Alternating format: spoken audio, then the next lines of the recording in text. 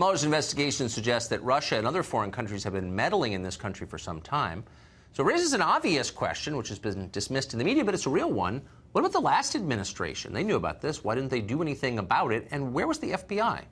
Piers Morgan is the host of Good Morning Britain. He's editor-at-large for DailyMail.com, and we're happy to have him join us tonight. So, Piers, you're obviously looking at this from a foreign vantage, and you think of the FBI as this kind of storied law enforcement organization that always gets its man.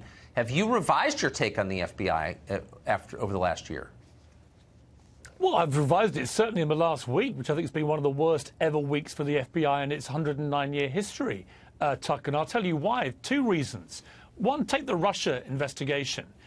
Donald Trump is President of the United States now and has been for just over a year. But there remains zero evidence that says that he colluded with anyone from Russia in any attempt to fix a U.S. election. That's just a fact. Now, Mueller may have some secret evidence, but he hasn't produced it. So right now, there is no evidence linking Trump to any collusion. So that then prompts the question, well, OK, but we now know there was Russian meddling in the U.S. election. We don't know quite the scale of it. It may be, as Britt just said, reasonably small and not that significant. But there was meddling, and you would expect that. But whose job was it to deal with that meddling, to stop it happening? Well, that would be the previous president, Barack Obama, who from 2014, when the meddling started, it was his job. It was on his watch. And he's got 17 intelligence agencies led by the FBI, and it is their responsibility, in my view, to investigate and to stop and to close down the kind of meddling that we saw from these Russians. And that simply did not happen.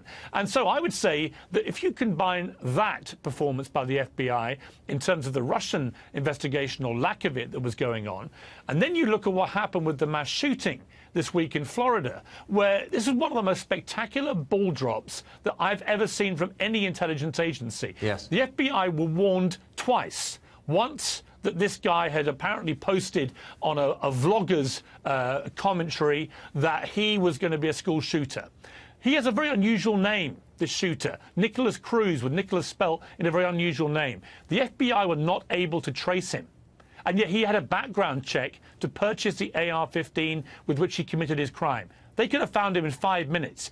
Cut forward 4 months to the start of January, and then we have a most extraordinary situation where it turns out somebody very close to Cruz, the shooter, phoned the FBI tip line specifically designed for tips about crime and potential crime, and said, this guy is dangerous, he's heavily armed, we think he may be planning to shoot up a school. They gave them chapter and verse on this bloke.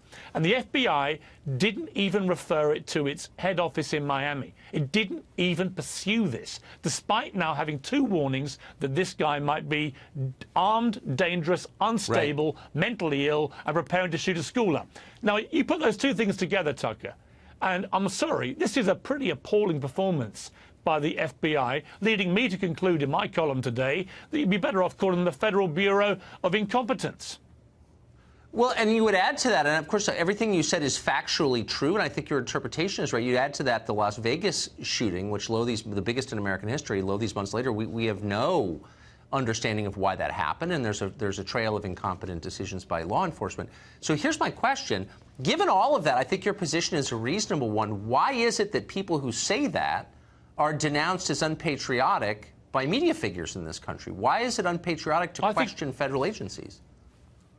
Well, it's interesting, isn't it? I mean, I think that the partisan nature of American politics is now so extreme, and it's on both sides to a large degree, but certainly the anti-Trump hysteria in particular means that people are not able to see the wood for the trees. I come from another country. I look at this with a pretty clear, open mind. You know, I wrote 36 columns about Donald Trump for the Daily Mail last year. 18 of them were supportive, 18 were critical. I'm a reasonably impartial voice in this debate. And I would simply say to all those who don't want any criticism of Barack Obama for what happened with the Russian meddling, or for the FBI with the meddling, or now the investigation of this shooter, take a good long look at yourselves.